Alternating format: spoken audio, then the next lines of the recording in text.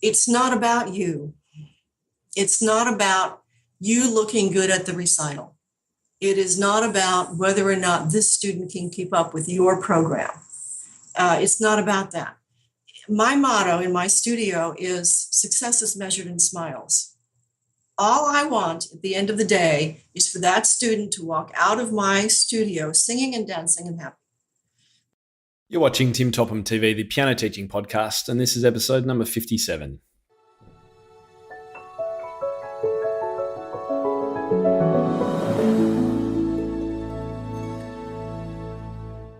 Hi everyone, and welcome to today's episode. Thank you very much for joining me again. Wherever you are, whatever you're doing, you're in the right place if you would like to improve your teaching. If you want to learn the best ways of doing things, if you want to learn from other teachers, presenters, authors, and people around the world who are making great changes in piano teaching, then you're listening to the right podcast. And all this month, we're talking about special needs teaching and giving you some ideas and strategies and ways to think about teaching these fantastic students. That can also be a bit of a challenge, particularly if you've received no training in it. And so today's guest is going to help you out with that. I know it's a great interview, and I really enjoyed meeting Susan Bessette. And we've called this episode Measuring Success in Smiles because that's the motto of her studio. Before we get stuck into today's episode, I want you to check out NovaScore. NovaScore is this month's sponsor, and it's the site I go to for online sheet music. The reason I like NovaScore and the reason I'm really happy that they're sponsoring is the fact that it's unlike any other online sheet music resource in that they have 4 adaptations of each song, including the original version where it's possible. So instead of just going once and finding something that's too hard for your student, you can actually go and find, well, here's a great piece. Oh, and there's actually 3 different levels below the original of simplicity. So oftentimes when we get a pop song that's too hard, jump on novascore.com, for example, and you'll be able to find an arrangement that not only sounds good, but is easy enough to play for your student. So do make sure you check them out. They're offering 30% off all of their sheet music for orders through timtopham.com. And all you have to do to find out more is head to the show notes page, which is timtopham.com/episode 57. You'll find out all about it. You'll be able to browse their catalog, which includes recent hits, classical, pop, jazz, blues, gospel, church, movie soundtracks, Christmas. They've got everything, and it's growing all the time. And these arrangements that I've been talking about are actually created by pianists. So they're playable and they're readable, unlike half the stuff we download or that is available for download off the internet. This is actually written, properly arranged by pianists. It's 100% legal and copyright cleared and all that kind of stuff. And you can view it on any device and you can print it from any device. So make sure you check out novascore.com. And if you would like to get the discount code, head to timtopham.com/episode 57. My guest today, Susan, is married with 3 sons and 4 grandchildren. She's been a teacher all her life. And in fact, I think this is an absolute first for the Tim Topham podcast. She taught for 10 years in the juvenile prison system, teaching maths, music, and science. There's, the hardest teaching that would possibly go around, I imagine. So it probably has led her, and we have a bit of a joke about this, to being able to teach just about anything and anyone. She currently teaches in her piano studio at home. She began teaching special needs students in 2007. And at that time, how to do it advice was really hard to find. So she discovered what worked through trial and error, and she constantly searched for new ideas. And she's actually put together a website with completely 100% free resources for people who are interested in teaching special needs students and would like some guidance and some ideas of how to do it. So Susan's website is pianoforspecialneeds.com. We'll talk more about that later. And again, if you'd like to check out the show notes or grab your NovaScore coupon, head to timtopham.com/episode 57. And now it's over to my interview with Susan, and I hope you enjoy it. Okay, Susan, welcome to the show today. Okay, thank you for having me. I'm happy to be here. So look, could you give us a little bit about your background and how you came to be doing this work with special needs music education? Okay, first of all, I've always been drawn to the atypical student. When I lived in California, I worked in the juvenile prison system teaching music, math, and science. And then I retired and came out to Virginia and opened up a small piano studio. And one day, I got a call, and the lady said that her granddaughter has autism. Would you teach her piano? And I said, I don't know anything about autism, but I'm game if you're game. So we set up an appointment, we set up lessons, and I immediately went to the internet. I went to the library. I talked to people trying to find out information. How do I teach music to an autistic student? And I couldn't find anything. And so I started the lessons, and I did the tried and true of trying something and see if it works. And some things worked and some things didn't. And what the website is I gathered the things that worked and tried to make a series of lessons out of them that would apply to other people. Yeah, it's fantastic. So just going back, you worked in the prison system in education. So you were teaching adults or juveniles? No, this is juvenile. This is juvenile. Wow. And how many years did you do that for? 10. Wow. That must have been an extraordinary experience. That's where I got my gray hair. Oh, goodness me. And you were teaching math, science, and music. Music, yes. And that's where I came up with some of my philosophies of instant gratification. Because when you're working with these students, I mean, there's no such thing as going back to the dorm and practicing. You have to work, you have to give them an idea, do the idea, and then they have to have there has to be an immediate show, a reward for their efforts. Yeah. Or it doesn't work. So anyway. So are you teaching one-on-one in the music situation or classroom? Well, it's music. And I had a class of 15, and what you do is you give them a written assignment, and then I had 4 to 6 pianos around the room, and I would give them assignments, and then I would go from one student to the other to see how they're doing. Wow. And I would I be right in thinking the majority were boys? Yeah, I was in the boys' school. They did have some girl classrooms, but I had 3 sons, and I just worked well with boys. Yeah. Wow. So, what an amazing experience. Fascinating background. I'm a tough broad, so no one has to. So it doesn't surprise me that when someone came to you and said, hey, I've got a student who has autism, would you mind teaching that? You're like, yeah, well, I've worked in a prison. Why not give it a shot? Yeah. That's great. Okay, and so you've put together a website, and this is how I actually found you. When I started thinking about the special needs teaching area for the theme this month, I did a whole lot of research online, and yours was one of the websites that came up. And so tell us a little bit about what people will find, and we'll talk more about the website a little bit later on and give the address. But what would people find? What have you put together there? Well, the reason I put together the website is that as I was working with a student, I thought, there are a lot of autistic students out there, and I learned that there's not many resources for them. When I went looking for ideas on how to teach them, there was nothing that I found. And I don't think it was only because of my poor research skills, internet research skills. I don't think there's anything out there, because I was just on the internet earlier today looking for ideas for teaching piano to special needs students, and there's nothing there that I was able to unearth. And so I thought, all right, let me put something together that will work. And so I took all of the ideas that worked with this particular student, and meanwhile I cast about and found other special needs students. One of them had cerebral palsy, Down syndrome, more autism, and I don't remember what else. I have since acquired a traumatic brain TBI, traumatic brain injury student. And so I'm just trying the different ideas on them. And so I wrote out a curriculum, and I have on the internet, I have 2 4-lesson units.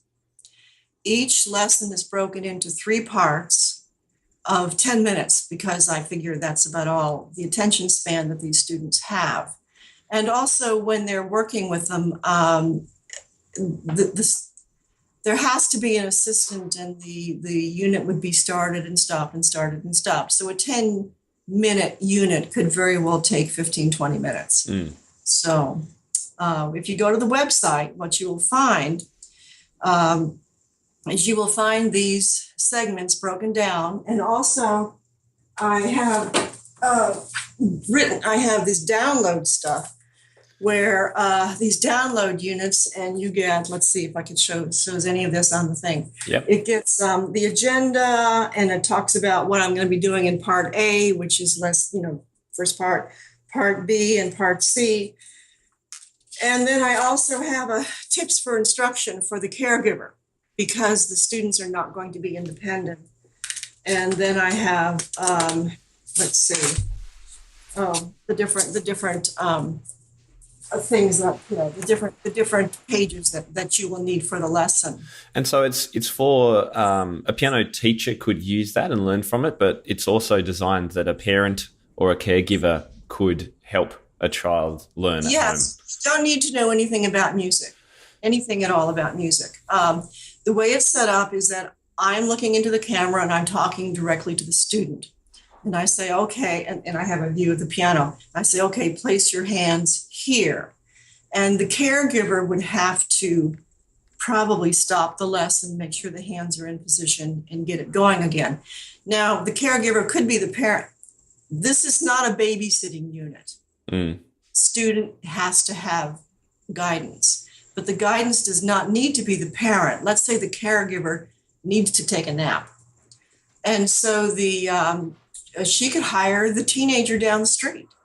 Anybody who is a typical student who can read and write and follow directions can guide the student, the target student, through this. And the benefit is the helper will also learn how to read music. That's great. So, when I started exploring your site, I loved the fact that you don't claim any PhDs in this area or anything like that. You just have a huge amount of experience, and you've gone, you know what? There's nothing out there. I would like to help other people with this. Here's how I do it. And to put all this information up on your website, I think is just brilliant. So thank you from all of the teachers out there, because I think we can learn a huge amount from you. Thank you. When you started, you said you did a lot of trial and error just to see what works, I think was what you said. Can you remember some of the things that didn't work before we talk about all the great stuff to do?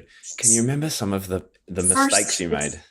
The first thing that you do wrong is you talk too much. Autistic students do not process language. And so if you're trying to tell them what to do, they're not going to understand. It's best for you to just say, do this, and model it. Because if you talk too much, you're going to lose them. Absolutely guaranteed. And let's see. And let's face it, all teachers, music teachers, we all talk too much. We all talk too much. In fact, I was reminded of that this last week. When my student came, and I didn't think that he could read music at all.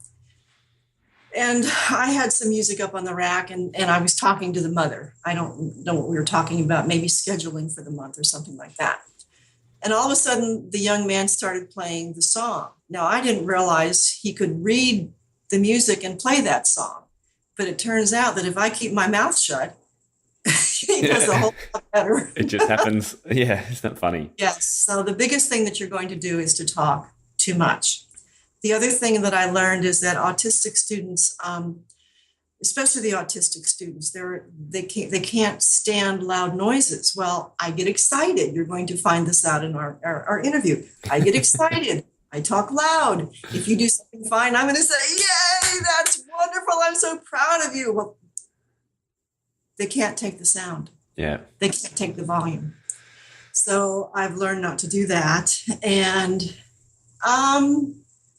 let's see, there are other things that you learned. You learn what you can and cannot wear. For instance, I could not wear this in a lesson because it's too bright. Right.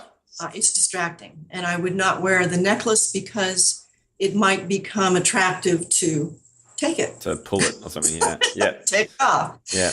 I don't wear blouses with flowers because sometimes the student will want to pick the flowers. And I'm in school. I don't want that. And of course, this is, obviously different students at different levels on the spectrum will all be different. But I think, as you say, distraction, loud noise, I've heard these things from other people as well. So definitely worth keeping in mind. Yes. And patience. You have to have patience. Oh, You yes. have to have patience. If you say something, it could take them very well 30 seconds to process it and produce an answer. And I think that's where my background or my, how do I say, lack of education or lack of credentials comes in mind, because if someone has written a PhD on the ornamentation of Bach, Bach ornaments, they're not going to want to sit there for 30 seconds while some student comes up. You say, what's the name of this note? And it takes 30 seconds for the student to come up with E. So I think that I come with more patience Yeah. than the ones that come with more credentials or certificates. Yeah. It was interesting too, just talking about the time things take. I remember when I was talking to Scott Price in episode 56 about this, we both agreed that we've got to give ourselves permission as teachers of special needs students to not make much progress for weeks or even longer, or not feel like you're making any progress, but perhaps things are happening and suddenly you have sudden breakthroughs and things like that. Have you experienced that in your studio? Well, I have, but I think that there's a principle that's even more important than that. It's not about you. It's not about you looking good at the recital. It is not about whether or not this student can keep up with your program. It's not about that. My motto in my studio is success is measured in smiles. All I want at the end of the day is for that student to walk out of my studio singing and dancing and happy. Because these students have so little opportunity. Of course, the ones that are in school, the schools in America they're required to provide a lot of assistance. But some of my students are adults now, they're young adults now. They have nowhere to go. They have nowhere to go. And I was planning to retire at the beginning of the summer, and one of the mothers came to me and said, "Oh, please don't, because my son has nowhere else to go. He has nothing else to do." And some of these students are just so isolated because they don't talk. They don't fit into society. There's nothing for them to do but sit around the house and do what? And so it's not about you. It's not about your program. It's not about have they learned what I want them to learn so that they will have achieved this by the end of the class. That's not the purpose of these lessons. The purpose of these lessons is to make the student feel good and to impart and to give self-esteem. And that is your only goal. Now, I do it through music. And I've got this one student, I've been trying to teach him for 4 years at middle C. He's the guy in the middle with the line through his head. Okay, now I have to say that intellectually, 4 years on middle C can be a bit much. But, he loves his lessons. He loves his lessons. He has nowhere else to go. And he goes home, they set the keyboard up and they start playing, and praise God, I have done what I need to do. I have given this young man something that he enjoys doing that without me, he wouldn't have it. I love your motto, Susan, that measured in smiles. It's absolutely brilliant. And isn't that what we should be aiming for with all our teaching, really? Oh, yes. But particularly in this area. It's really lovely to hear.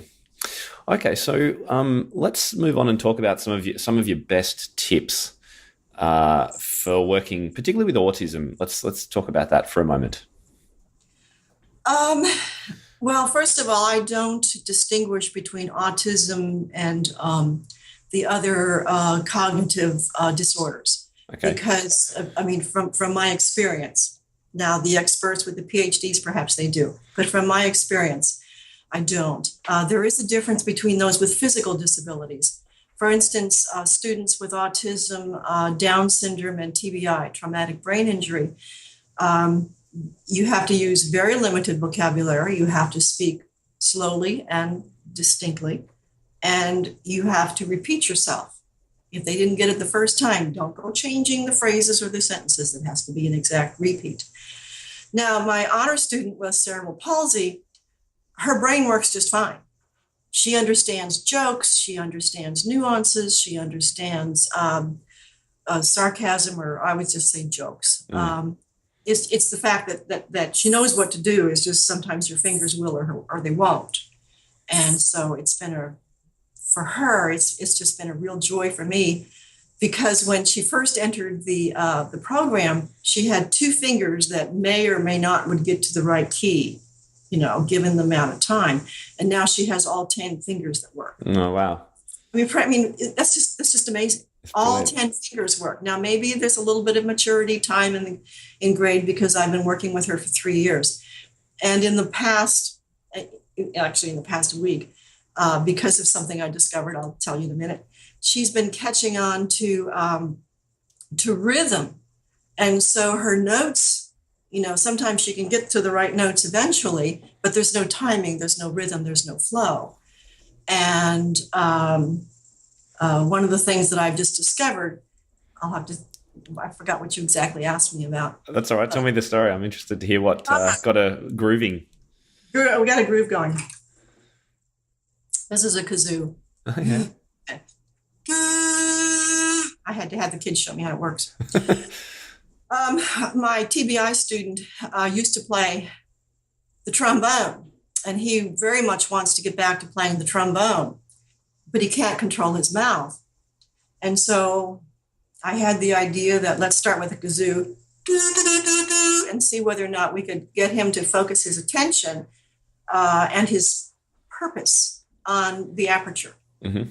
Again, not knowing if this was correct by research, or what do they call it? Research-based lesson plans or something. It's just an idea that I had. So I went out and I got a kazoo, and I got one for each of my students. And we started playing the kazoo, and they're so much fun.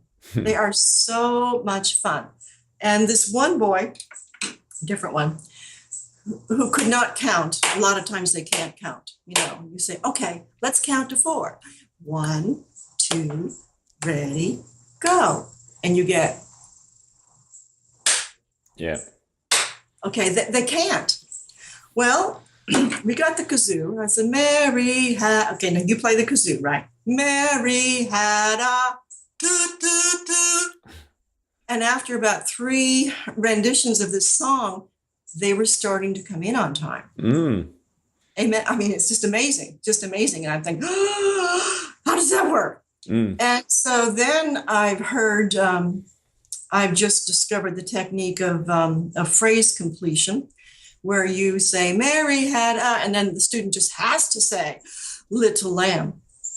And I had an autistic student who hasn't spoken 10 words to me in 2 years. He's saying all of Mary Had a Little Lamb plus Where is Thumbkin?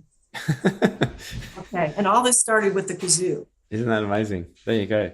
And it's why I like, not long ago we had a session on ORF with Vashti Somerville. It's a really popular podcast a couple of months back. And she was showing the way that just taking kids away from the keyboard and using hammers, even if it's on a keyboard instrument, but using mallets, there's just something about it. They don't have to worry about using the right finger shape and all this kind of stuff. I think maybe it's in some ways similar to, just blowing on a kazoo in time or clapping or doing something that's away from the keyboard. I think it's so important for connecting with lots of students, perhaps more so with special needs students. Yeah, I think that's very important. After I had one student this week play a song. It was out of time, he was not hitting the right notes. The timing was terrible. And so I said, all right, pull out your kazoo. Let's play this. And so I was playing on the piano. I was playing on the piano, and then together we were going whatever the song was. He was playing on the kazoo. I was playing on the kazoo. And then, let's see, after I played it on the piano, then we did just the kazoo. And then I said, okay, now you played on the piano. He hit all the right notes and had all the right rhythms. Mm-hmm. Yes. And today I was listening to your podcast from the lady who talked about the Suzuki method. And I thought, okay, because I get ideas where I find them.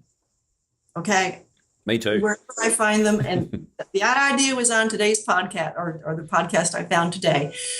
And it said that, like when you're teaching a baby language, You do not ask the baby to read before the baby can speak. You teach the baby to speak, and you have repetition, and this constant repetition, and the child knows what the thing sounds like before they even try to wrap their mouth around it.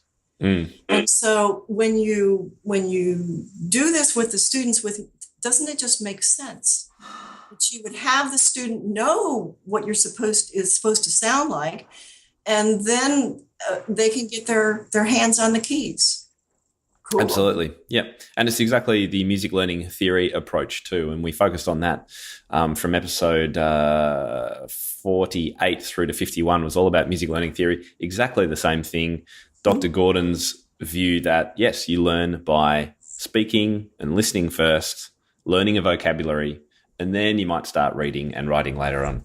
I think it's great. We should all at least consider that in our teaching. I think you mentioned earlier on that you've got some experience with Down syndrome students. Yes. Yeah. Yes. Is there an approach there that you take that's a little bit different? No, I don't. With the cognitive disabilities, so far I have discovered that what works with the Down syndrome student will work with the autistic student and with the TBI student.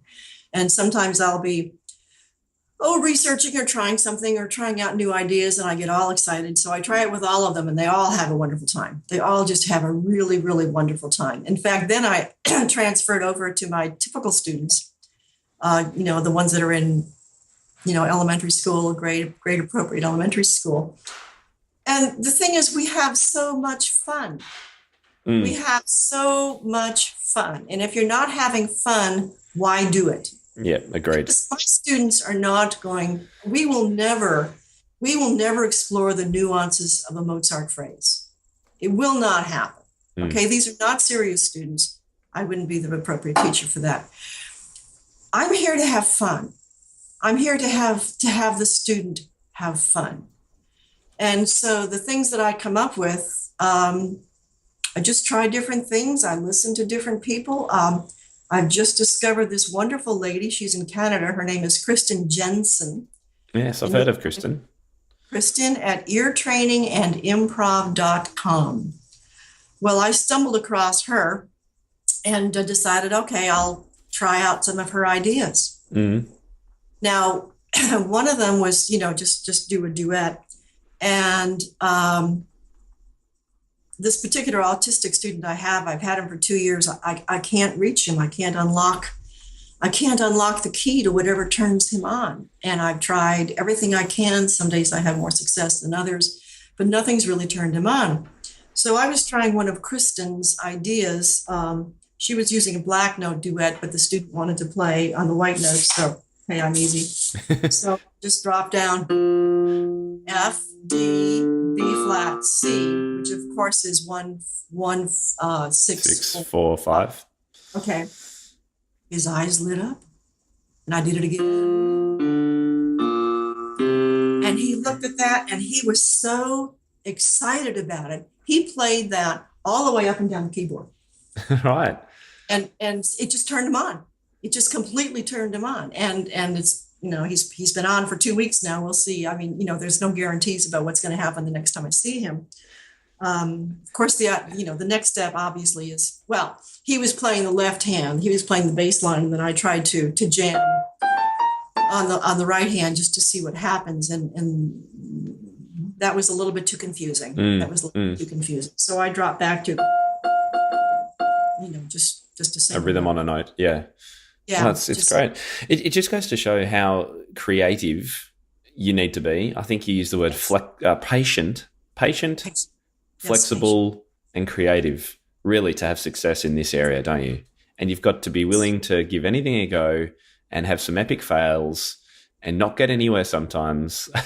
and there are days where you leave and you think, what is that lady paying me for? That's right. But she does. And the students are obviously having fantastic times and experiences. And, as you say, I like this word. I'm sure it might not be the scientific word, but unlocking, I think, or turning on the student. It's like a switch. Something is suddenly allows them to come out of themselves. It's brilliant. You have this wonderful child of God, and he's locked in this problem. And the person is still a wonderful person. I think of Stephen Hawkins. Okay. He's a brilliant man who's trapped in a body, okay, that doesn't work.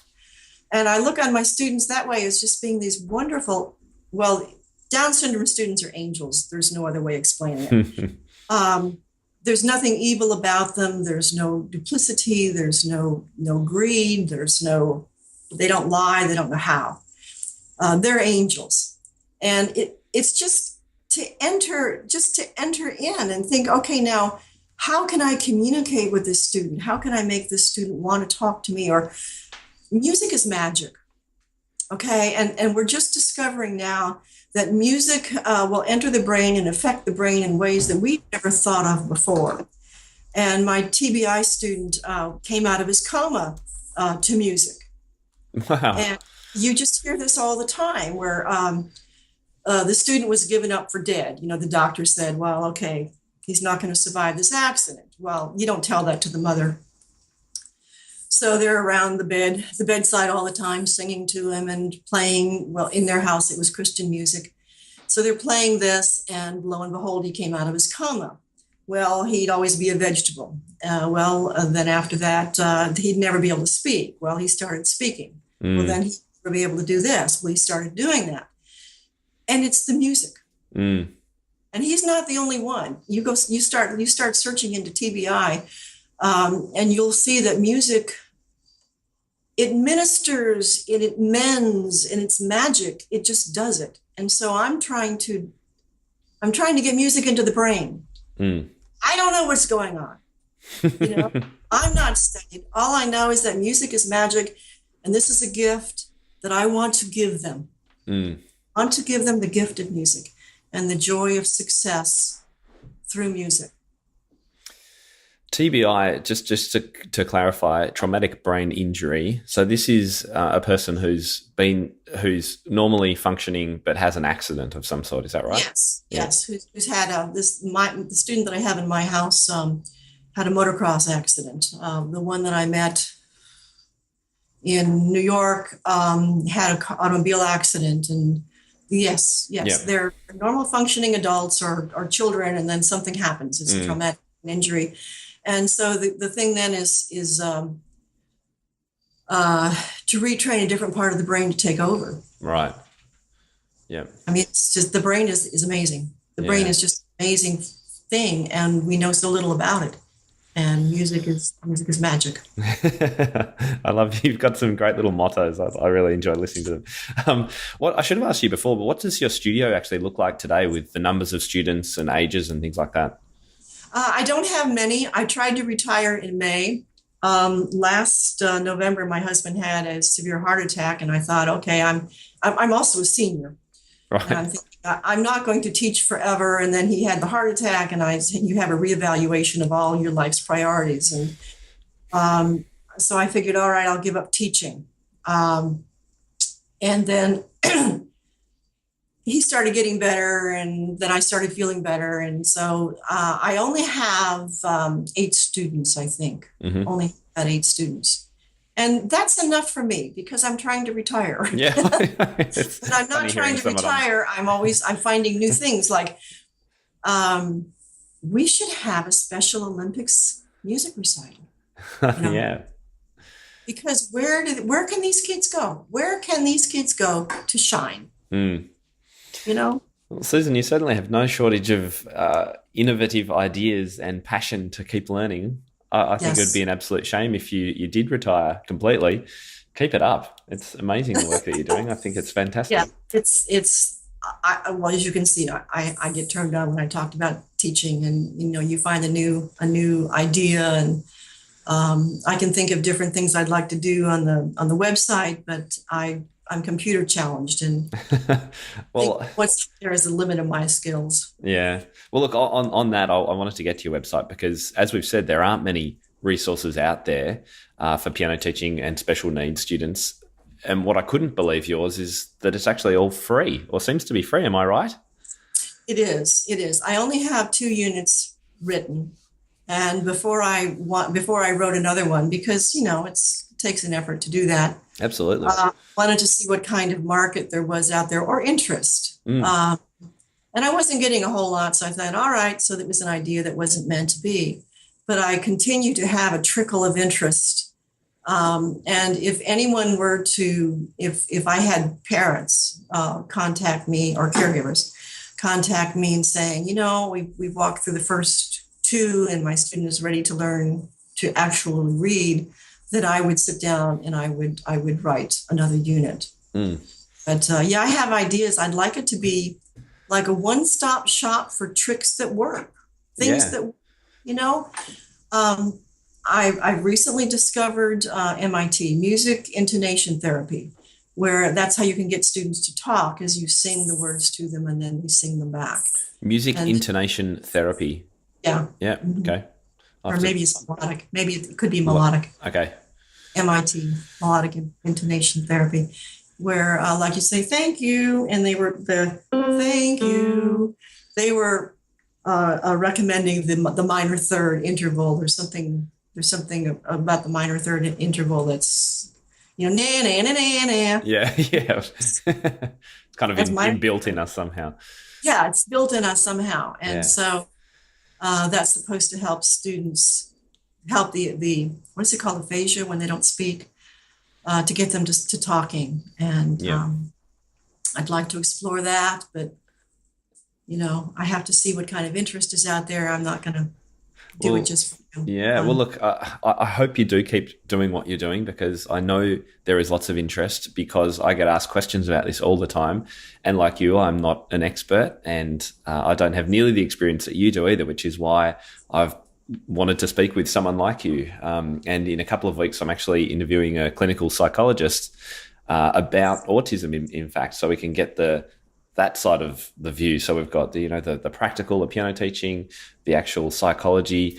And I think just having information out there, Susan, is so valuable to teachers. So thank you very much for what you've done, and for making it freely accessible. I think it's just brilliant. Where do people go to find that information? The website is pianoforspecialneeds.com. Great. And that's it, just pianoforspecialneeds.com. We'll pop a link to that in the show notes. And I just thoroughly encourage anyone to go there. And I went and had a good look through and watched some of your videos and things. And as you say, you speak to the camera as if you're speaking to the child.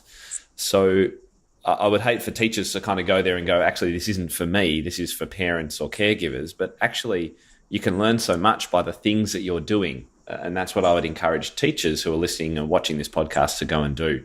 Go and watch how you've put together your curriculum and see what bits you can take from Susan and use for your own teaching, if that's okay. Thank you. Now, before we finish up, was there anything else that we've kind of missed out on talking about today that you think is important, or any other tricks or tips that you might have in your head? The most important thing is that you have fun with your students. Remember back when we were taking piano as a kid, the idea of having fun just never entered anybody's mind. It's not why you sign up for piano lessons. You sign up for piano lessons to learn piano. But you should be having fun. If you're not having fun, don't do it. Gosh, I hope that's not the case anymore. I really do hope that's changing. And I always look for ways of instant gratification, which is why I was starting in on this improvisation. And instant gratification is also in the book that I use in the I Can Do It method, because the book is lettered. The songs are lettered. These are nursery rhymes that all the kids know, and they're lettered. Here we go. So that and then there's a thing that you put on the keyboard, which lets them know where they are. And that means that on the first lesson, the students can play a song. Instant gratification, I think, is very important. And just sorry, before you go on, that book that you just showed us, is that one of your resources or another book? This is in order to do my program, you need three things. You need a keyboard, and you need a computer, obviously. And you need this book called I Can Do It. And you can get this at kpokpress.com. And so how do you spell that? KPOK. KPOK. Okay, great. And this is written by a friend of mine, Christine Krill. And I bought it just because she was a friend of mine. And I put all of my students through it, including the grandmothers, because first of all, you can play it the very first day. And secondly, it has all the nursery rhymes. So even if they decide they're not going to play, they play it for their grandchildren. Mm. You can have one lesson and go home and play these songs for your grandchildren. Instant gratification. Mm. Brilliant. And so let's see, the other thing that I was thinking of using these lessons for, not only with children, but I could also envision, say, using these with grandma. Maybe grandma's failing, and you can get let's just say a granddaughter, not that it has to be a girl, but you can get your granddaughter there, and they, the young and the old ladies can learn how to play piano. Mm. Grandma doesn't care what she does; she just wants to be having fun with her grandchild. Yeah. So the videos that you've created, you're saying they can be used by anyone, really. Anyone. It's just a very clear, steady paced process that can introduce someone to the piano. Yes, and actually that's one of the marketing problems I have with it, because when you're working with autism students, you can't have distractions. You can't have dancing cartoons and music and stuff like that. It has to be slow and steady. And clear. Yeah. And I do notice, like, for teachers who are interested, I'm sure we can learn from how you present to the camera too, and the words that you use and the way you speak, because it is particularly clear and steady, and it's very calm. So yes, there's lots to learn from you, I think, Susan. You've done a great job. Thank you. And I know how long it takes to put video courses together. Yes, I'm surprised you do. Yeah, with PDFs and everything. So it's just brilliant, and to just offer it to people for free is just a fabulous community program that you've put together. Thank you. Thank you very much, Tim. It's great. Well, look, we'll sign off there. I do appreciate your time and all that you're doing. And perhaps if people have some questions for you, and they can head to the show notes page, write a question, I might just send it through to you. Would you be happy to jump on and give some people some support if they have it? I would. Yes, I would. That'd be fantastic. All right. So Susan's website is pianoforspecialneeds.com. Make sure you check it out. She's done so much work there. And it's just great. We'll look forward to keeping in touch with you. Thank you, Tim. All right. See you later, Susan. Okay, bye. If the idea of a piano teachers community where you get to access the best educational resources, rub shoulders with expert teachers from around the world, and have immediate access to feedback for any of your questions, then InnerCircle membership is for you. The InnerCircle is my private community of piano teachers from across the globe who share a commitment to creating and delivering the most inspiring, modern and progressive learning experiences for their students. Membership is now open, so head to timtopham.com/community to find out more and get involved today. I can't wait to see you on the inside.